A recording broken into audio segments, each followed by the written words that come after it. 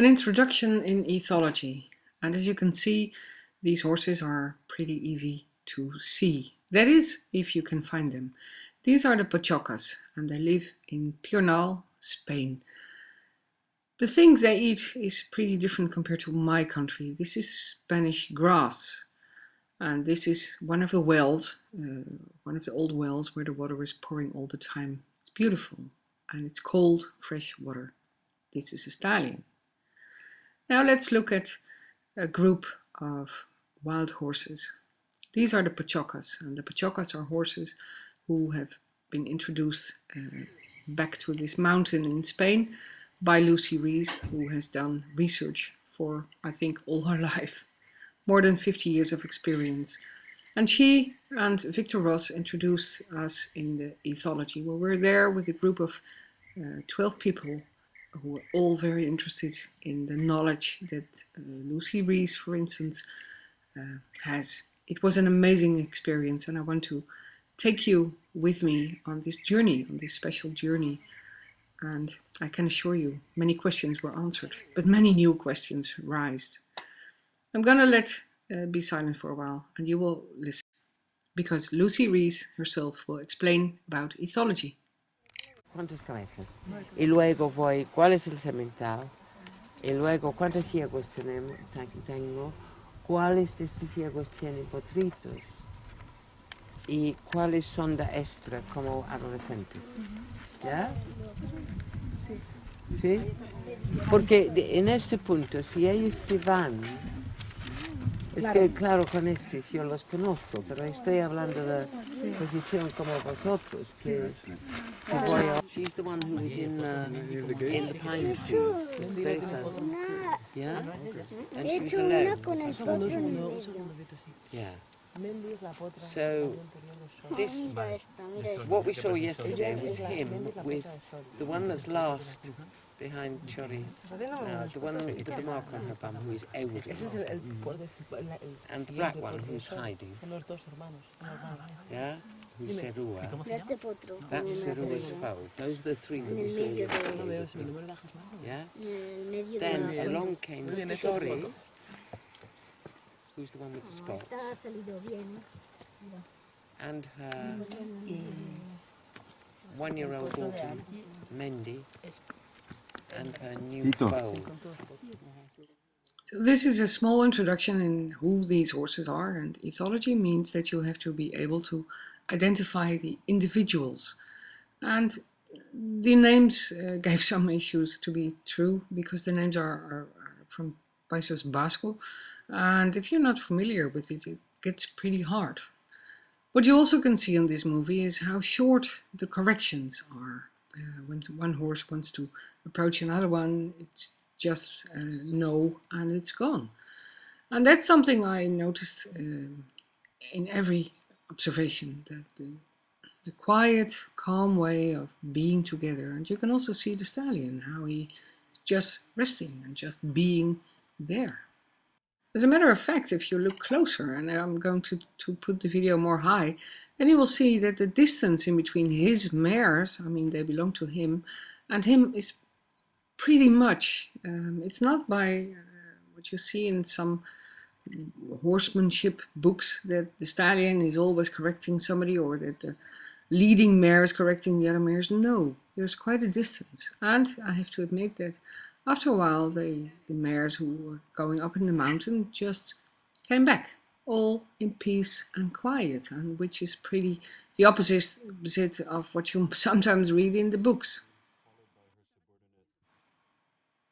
It also makes sense. I mean, if you want to give a life, calm life for a filly, for a foal, then there has to be some quietness. Only some observers. At the left you see Dr. Lucy Rees, the ethologist.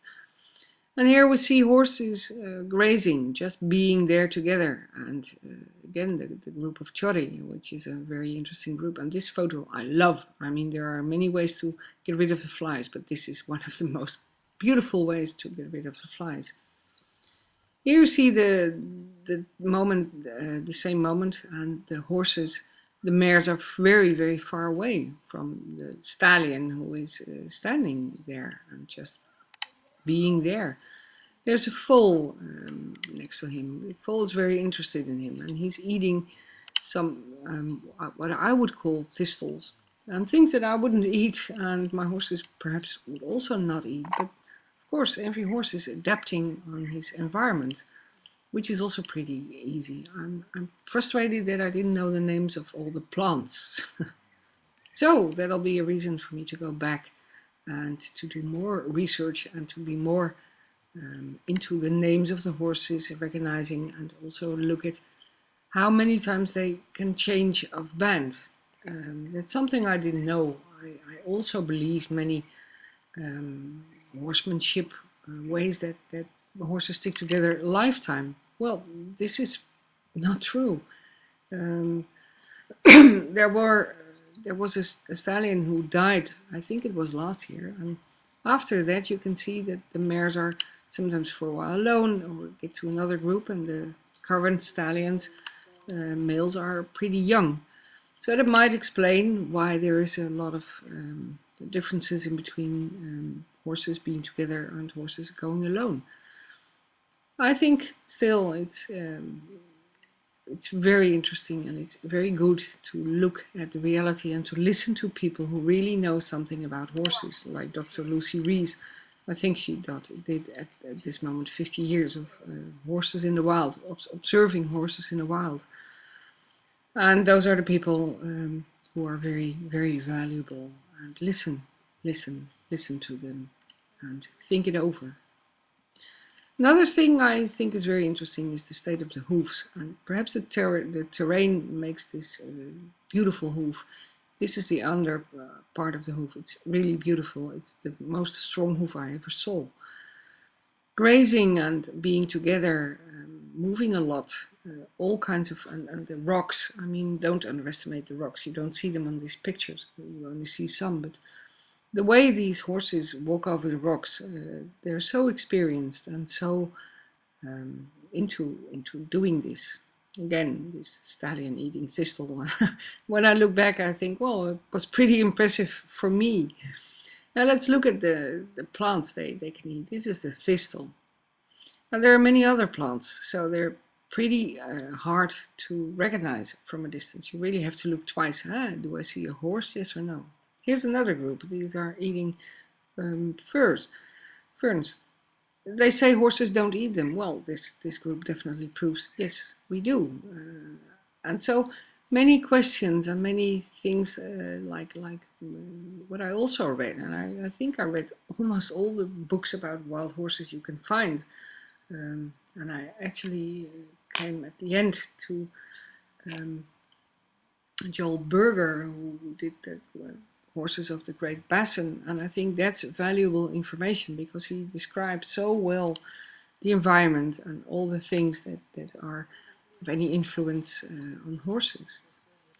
This trip was also very interesting because I met people of science, and the first scientist I met was not a good person. That was 10 years ago.